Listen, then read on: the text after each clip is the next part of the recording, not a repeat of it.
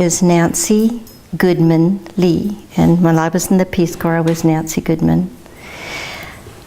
I was in Peru, and I was in from 1963 to 1965, starting February.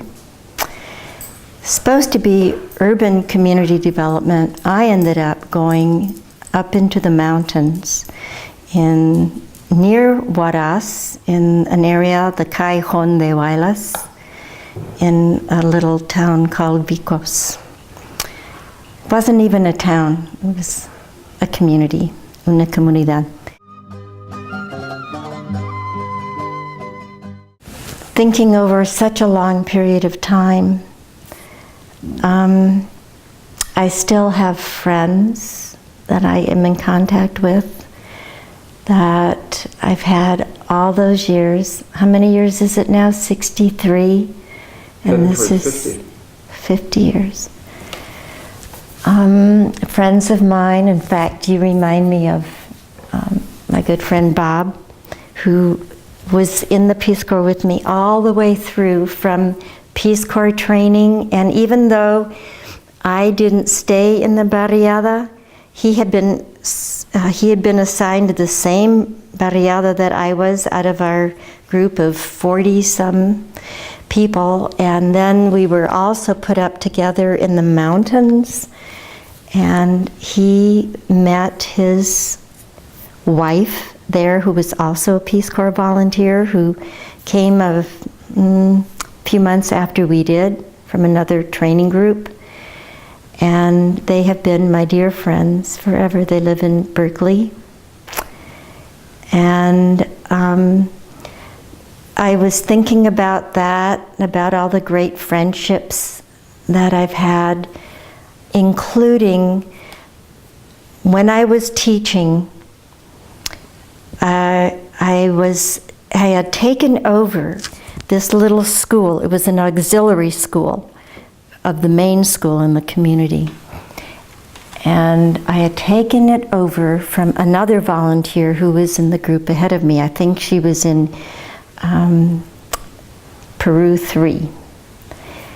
And Betty was her name. She had a 16-year-old girl helping her because this little girl, Marcela, could speak some Spanish as well as Quechua. And Marcela then helped me as well and became my close friend. And it was maybe 6 months ago, I received a phone call, first an email from somebody who was doing her graduate work or research work in Vicos. And Marcela said, please help me find Nancy, please help me find Nancy. They were able, first they tried through the Peace Corps, and the Peace Corps had no record of me. But through my husband, who was a pretty phenomenal guy in his own right, for sure, and they were able to find me through him. And it turns out that Vince and well, it was just amazing to talk to Marcela, if you can imagine, after all these years. I mean, how wonderful is technology?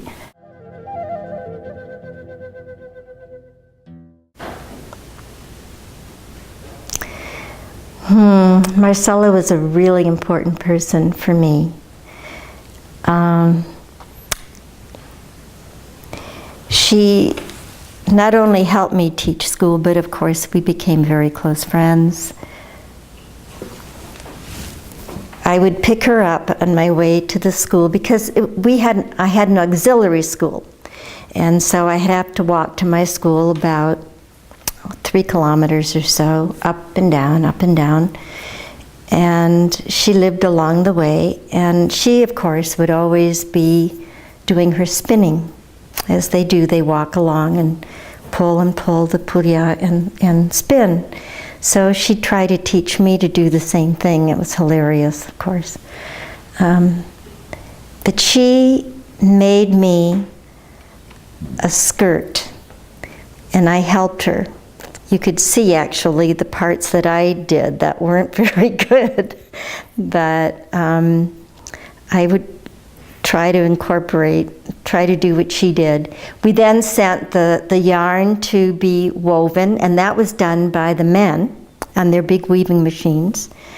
And then we dyed it. She did this, and then she sewed it, and she put in all the fancy, beautiful designs that they do. And then she made her skirt also of the same. And so that we had kind of a matching thing. Oh, here's a great story. So she wanted me to be a comadre. She wanted me to be the comadre of the madrina of her child. Well, she was 16 or 17 and didn't have any children yet. So what she did, and this was sort of a tradition they did, but I did not understand it exactly. She made a bread doll. Well, actually, go ahead. Okay. She baked a bread doll. So it was a doll of bread. And she did that when the padre was coming to the community. They came once a year to do whatever sacraments or whatever they did. Because of course the Indians had their mix of religion and their local spiritual beings.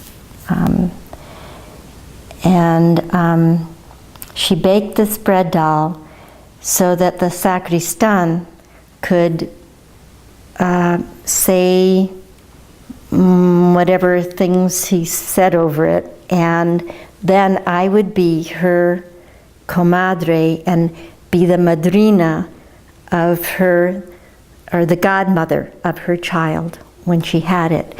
I didn't quite really understand what that was all about.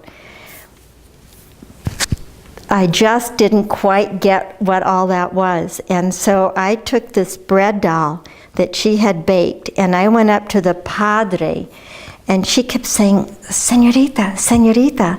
I was supposed to go up to the sacristan, to the, I don't know what that would be called in English, but the helper of the priest. And but I went up to the priest, and the priest was an old guy, and he kind of partly blind, and he started saying all this hocus pocus stuff. Sorry, but that's how I feel about it, over the bread doll. And then he pulled back the blankets, and he got furious. "This is not a real child. What are you trying to do to me?" he says in Spanish. I was supposed to go up to the helper and not to the real priest.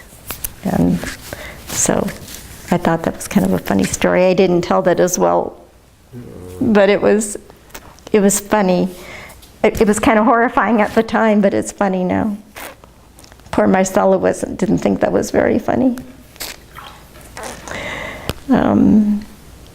So she did end up having children. She had 5, and her youngest was named Nancy.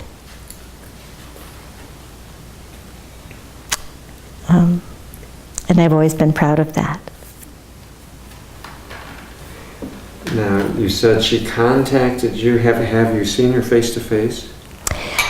I actually saw her face to face in 1980, thank you, in 1986. Mm-hmm. 86. Mm-hmm. as I mentioned, my husband and I started going to Peru in '82. We got married in '83. And then in '84, we went back again.